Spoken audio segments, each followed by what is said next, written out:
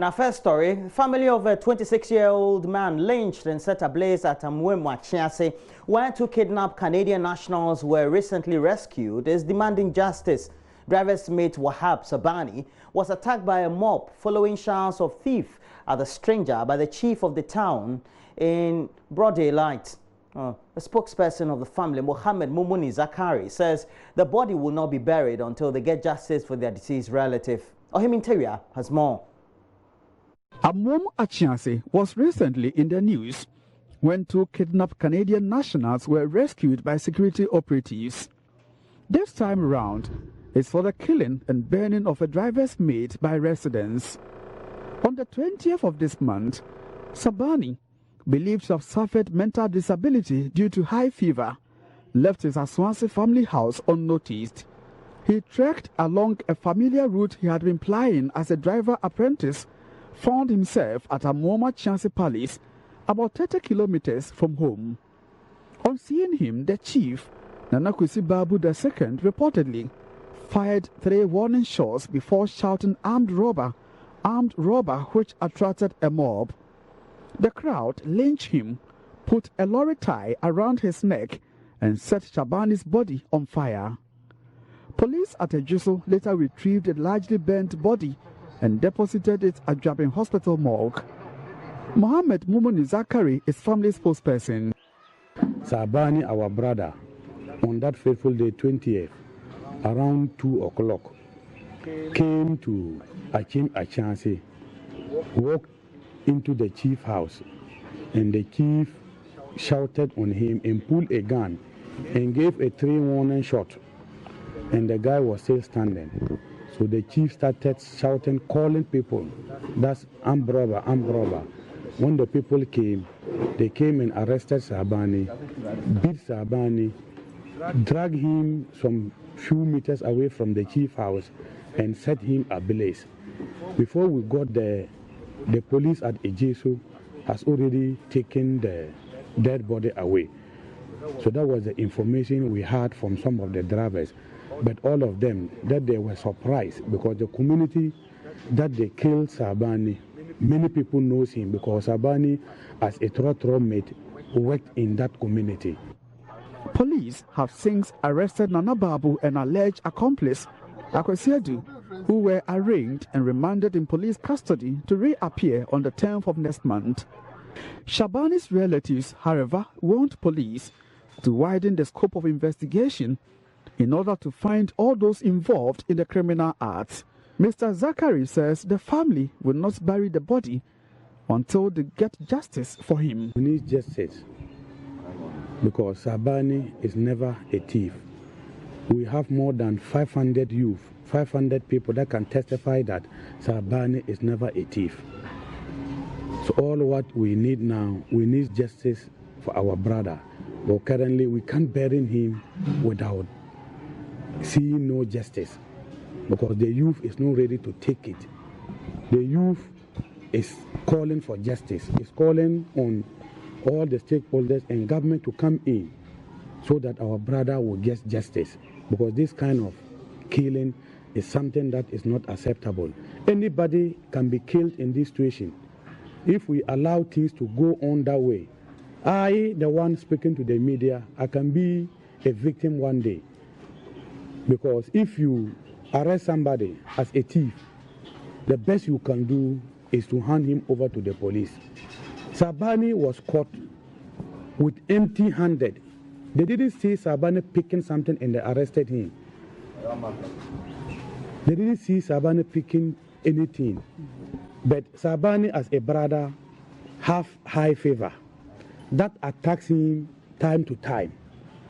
And we are very sure what happened to him that very day, it was the high fever that attacked him, that led him walking into the chief house. From Kumasi, for JoyNews, Ohim Interior reporting. Well, and we have to remain close by. And this time we focus on the capital. And some residents of Kumasi are calling on government to facilitate the prosecution of persons who misappropriate the country's oil revenue. They are disappointed at report of either non-existent or shoddily executed oil-funded projects in the face of serious infrastructure deficit across Ghana. Such was the sentiment at a public engagement by the Public Interest and Accountability Committee, PIAC, with residents of the Asokore-Mampong municipality. And some assembly members who spoke to Love News say complicit individuals and agencies must be prosecuted to deter others. Prince Apia was in the forum. The public forum brought together many from different spheres of economic lives in the Asokore-Mampong Municipal Assembly. The Public Interest and Accountability Committee's public engagement is an initiative to get Ghanaians well informed about how their oil money is used and also solicit input on how to invest the funds. Participants at the forum were disappointed at reports of either non-existent or shoddily executed oil-funded projects in the face of serious infrastructure deficits. It's mind-boggling. For example, they made mention of one school in one of the northern regions, Bagabaga Senior High School, to be precise, that a generator was purchased at 4 million Ghana cedis. And I asked myself, how much is even the Akosombo Dam? How much did it cost Ghanaians? A generator, which was not even in good shape. It's not working. 4 million Ghana cedis. It happened that my area was captured, that a road was constructed in my area 2014. But we are very much aware that in 2014 there wasn't any road that was constructed in my electoral area. So I found it mind-boggling that perhaps we will have to seek redress in court, possibly. Ghana cannot develop without us being honest to ourselves.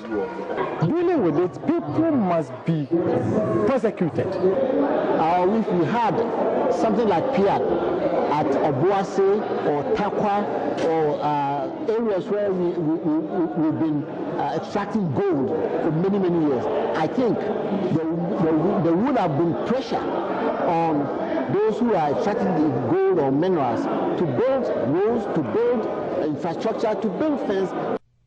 Vice Chairman of the committee, Dr. Thomas Kojo Stevens, tells Law Business attention must be given to legacy projects. There have been lots of times when it's been outright shoddy work. So it's very, very important that in terms of the infrastructure project, it's all money that's being used for these projects. That in terms of value for money, we get value for money. And like has been raised in virtually all the regions that we've gone to, it's important that the government focuses on some legacy projects, big projects that years after we can all look back and know that we use oil money for. Yes, some people have pointed to free usages, but I'm talking, so free usages is investment in human capital, but I'm also talking about infrastructure. The forum, which is expected to be continued across other parts of the country, is meant to ensure the proper utilization of the oil revenues. Prince Apia reporting.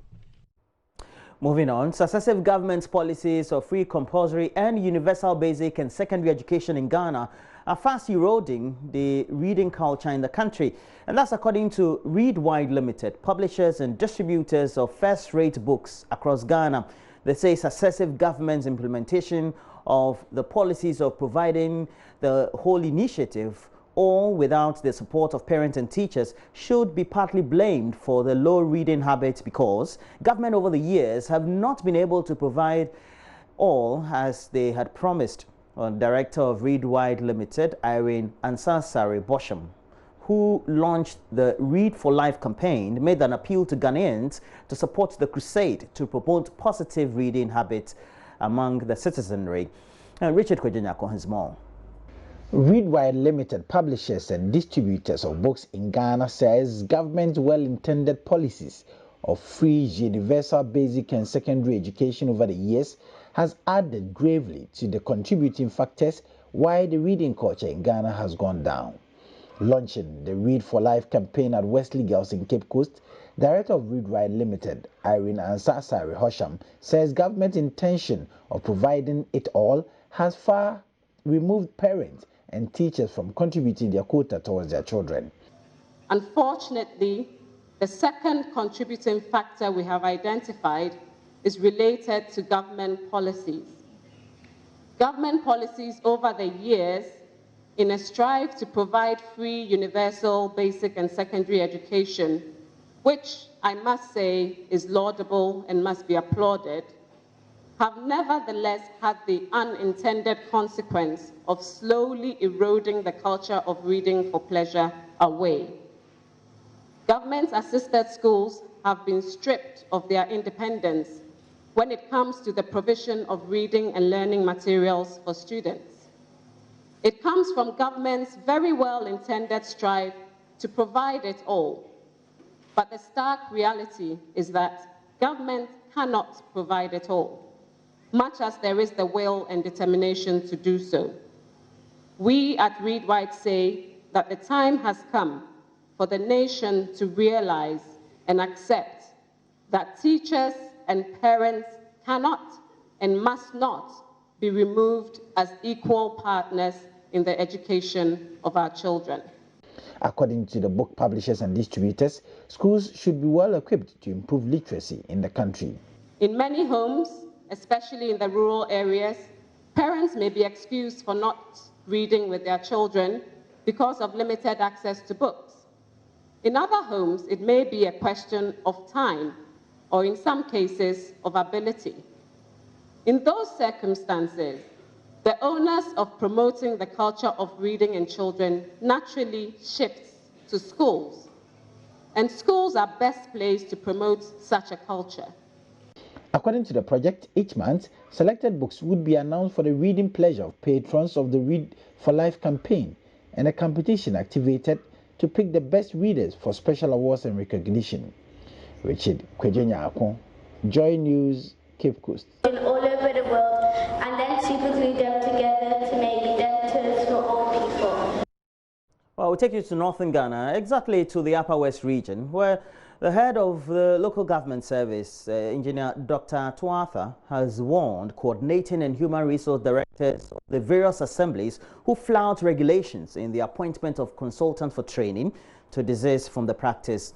Dr. Arthur made the statement at the 5th Annual General Meeting of Coordinating Directors at Jirapa in the Upper West region. JoyNews Upper West Regional Correspondent Rafiq Salam reports. The two-day 5th Annual General Meeting of the Association of District Coordinating Directors is on the theme Public Accountability, the role of coordinating directors. Head of Local Government Service, Engineer Dr. Tuatha stated that public accountability has become the hallmark of modern local governance. Therefore, democracy remains a paper procedure in the assembly if directors cannot be held accountable in public for their acts of omissions, decisions, policies, and expenditures.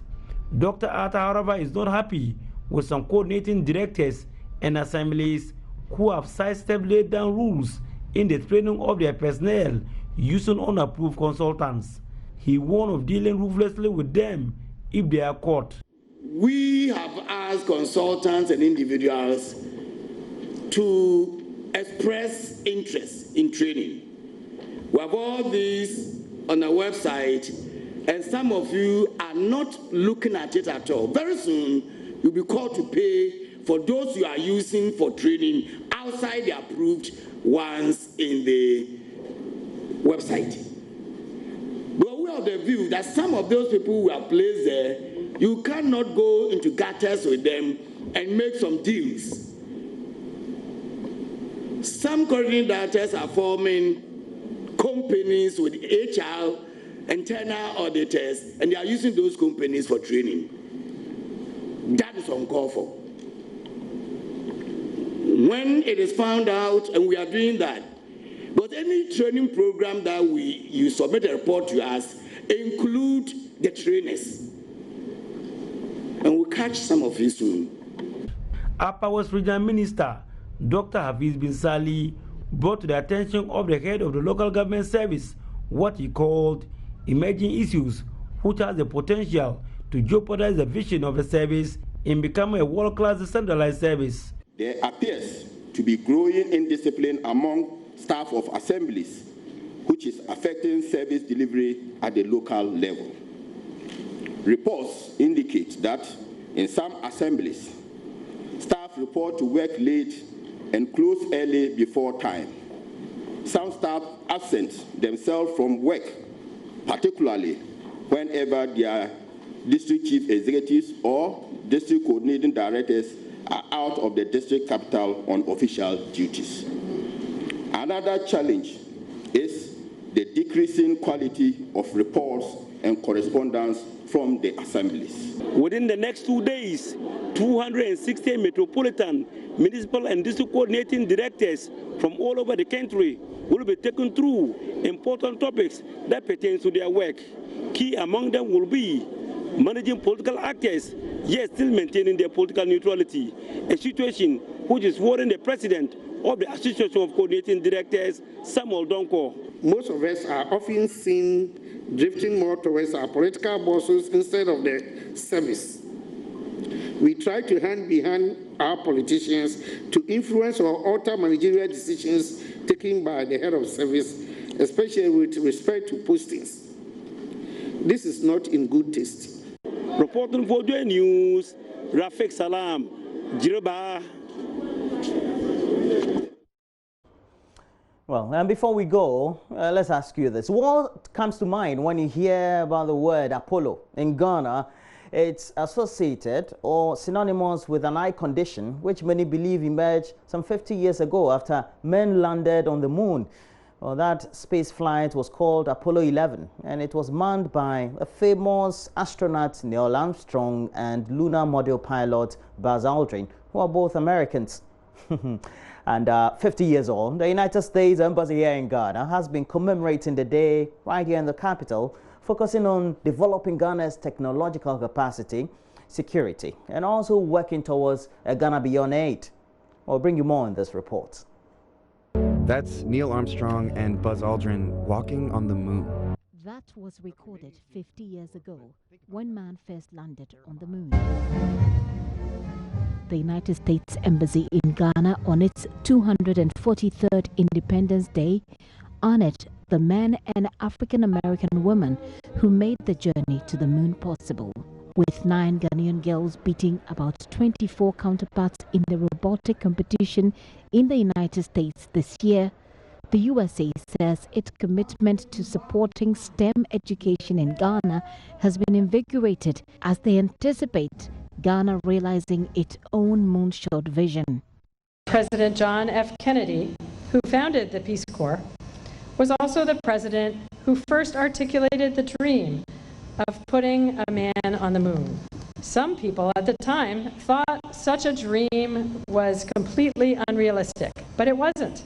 Nor are the dreams of Ghanaians unrealistic. When we talk about assisting Ghana in her journey to self-reliance, we do not focus on the difficulties, but we imagine the possibilities.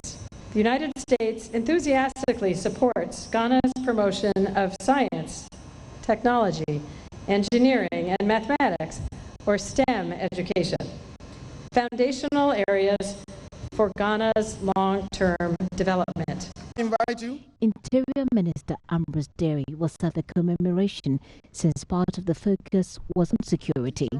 He sees better times ahead for Ghana's technological advances as he touted the role of a Ghanaian robotics engineer at the National Aeronautics and Space Administration, NASA. As a Ghanaian, I am proud of the greater heights being achieved in the field of engineering by some of my compatriots. We have a Ghanaian engineer, Dr. Ashite Trebo Olenu, who established the Ghana Robotics Academy Foundation and also led a team in designing spacecrafts at NASA's Jet Propulsion Laboratory. We also have the 9 young girls who won this year's World RoboFest Championship in Michigan, USA, as well as many other budding professionals and experts in various fields.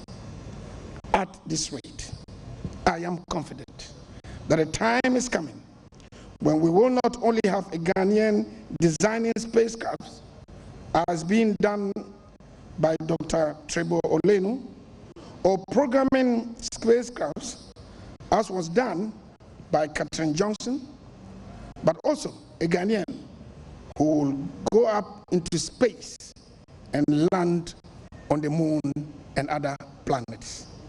As NASA advances in its space presence, with its latest landing on Mars last year, the Ghanaian robotic engineer there, Ashite Trebi Olenu, has set up the Ghana Robotics Academy Foundation here in the country in the hope. Well, that'll be it for the news package we have for this morning. We have more news as we review the newspapers. We look at what have been published on the front, the center spread, and the back pages of the newspapers. We'll also look at myjoyonline.com, possibly and other interesting issues, but we're also focusing on some great discussions around the performance of the Black Stars as we expect it to be tomorrow when we face Cameroon, because it's a win or nothing at all for the Black Stars when they face compatriot. But in the meantime, we have to take a break. When we come back, myself and Mavio Swabwaje will do some review of the newspapers. Do stay with us.